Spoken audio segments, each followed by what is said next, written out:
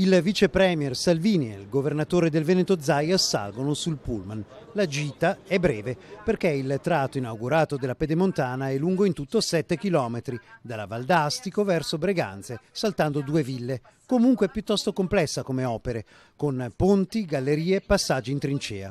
Solo questa parte è costata 120 milioni di euro. Il taglio del nastro è quindi l'occasione per sottolineare alcuni interessi molto forti della trazione leghista del governo su temi cari al territorio, agli imprenditori e in generale al nord.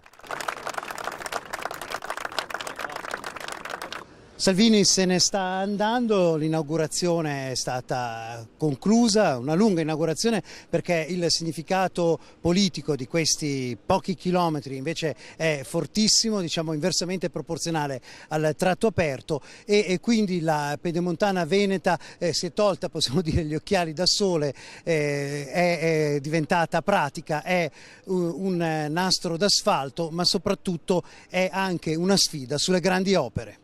Per questo, dal palco, poco prima il vice premier non le aveva mandate a dire, ma era stato piuttosto chiaro.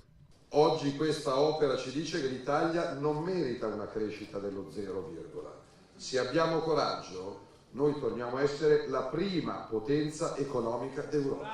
Non abbiamo niente, bisogna avere coraggio.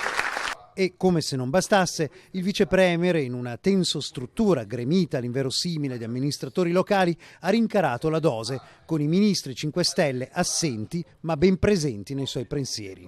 Oggi qua è presente l'Italia del sì. I ministri sono pagati per risolvere problemi, non per creare problemi.